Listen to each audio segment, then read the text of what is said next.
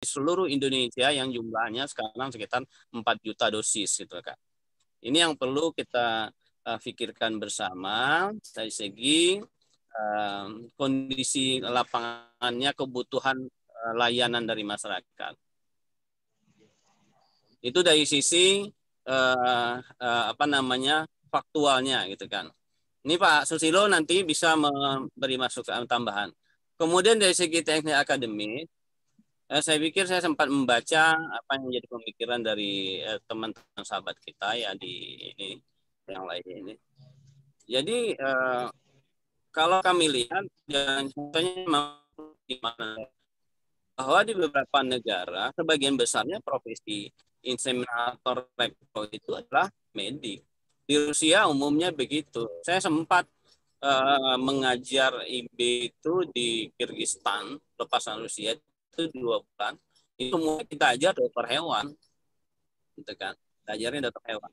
Kemudian termasuk apabila profesi ini nanti berada misalnya tidak di medik, bagaimana nasib teman-teman yang di ujung tombak sekarang yang harus melayani IB dengan juga ada diagnosanya yang bunting atau tidak, yang harus ada ini tindak lanjut, ada kemudian penanganan gangguan reproduksi termasuk sinkronisasi yang menggunakan hormon. Nah, siapa yang harus ininya? Sebenarnya di lapangan itu tepat kalau penyelianya dokter hewan. Karena dia sebagai profesi yang bisa melakukan perlindungan dan kemudian selanjutnya juga yang kami juga harapkan melalui ke Pak Ketua PB agar para kolega dokter hewan di lapangan mulai merespon cepat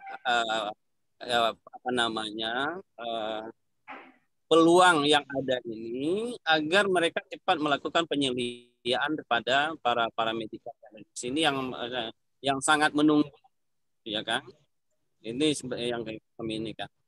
Dari kami itu, Pak, jadi tadi sudah cukup banyak mengenai teknik akademis ya, dari butuh lapangan. Terima kasih. Mohon maaf apabila ada yang kurang. Baik, terima kasih Dr. Mike Daswat. Jadi beberapa statement telah memberikan penguatan mengenai kenapa, apa dan bagaimana berkaitan dengan ini. Sebelum ke Mas Nandan, ini dari Pak Fethi, ada Dr. Irfansyah yang membidani keluarnya Permentan 03. Saya mohon bisa ikut memberikan statement, Dok. Masih ada? Dr. Irfan. Baik, Dok. Terima kasih. Assalamualaikum warahmatullahi wabarakatuh. Waalaikumsalam. Mohon maaf nih, para guru-guru saya ada di sini, Prof. Bambang, Prof. Iman, dan lain sebagainya. Pertama yang dapat kami jelaskan di sini, ya, munculnya Permentan 03 ini, pertama itu adalah mungkin kita tinjau dari segi peternaknya dulu. Selama ini peternak itu kita tahu mereka hanya menerima layanan, ya, tanpa bisa ngapa-ngapain. Protes juga nggak bisa, ya. Itu sudah banyak dari sisi akademis penelitian memunculkan bahwa memang banyak layanan-layanan itu sebetulnya tidak memenuhi standar, dan itulah yang diterima peternak. Artinya di sini dalam tanda petik peternak itu sebetulnya banyak yang dirugikan oleh pelayanan, gitu. Pelayanan dari inseminator, PKB dan ATR, gitu. Itu yang pertama. Kemudian dari sisi hewannya juga sama. Dari sisi hewannya, karena petugas ini memang tidak memenuhi standar, maka tentu dari sisi hewannya bermasalah juga. Gitu. Ya. Kemudian yang berikutnya itu dari si petugas. Nah, dari si petugas ini sebetulnya utamanya itu latar belakang ini muncul pada saat itu mulai muncul banyak saber pungli. Ya.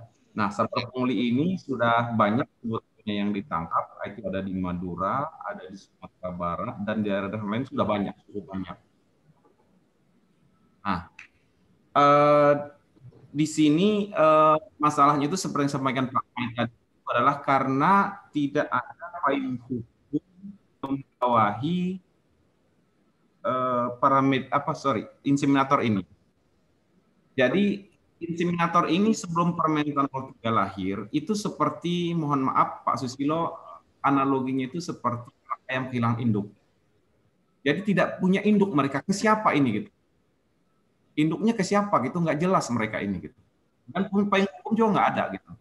Nah, itu payung hukumnya mereka yang sekarang pakai itulah hanya terkait dengan SK Dirjen tahun 90-an atau 80-an gitu, itu masih terkait dengan proyek-proyek saat itu. Disitulah yang mengatur IB itu insinyur masih boleh SMP, masih boleh SMA, dan pendidikan yang lainnya gitu. Itulah dasar hukumnya. Nah, inilah sebetulnya kita wadahi teman-teman ini, bagaimana supaya dari sisi peternak itu menerima secara standar, kemudian dari hewannya juga memenuhi dari sisi hewan, kemudian dari tugas juga memiliki payung hukum mereka dalam memberikan pelayanan. Nah, lahirlah Permentan 03 ini. Nah, di sini kita lihat setelah lahir Permentan 03 ini, maka Pak Peti sama para Petindo ini sudah cukup agresif, ya, terutama para Petindo sudah cukup agresif dan mereka sudah merasa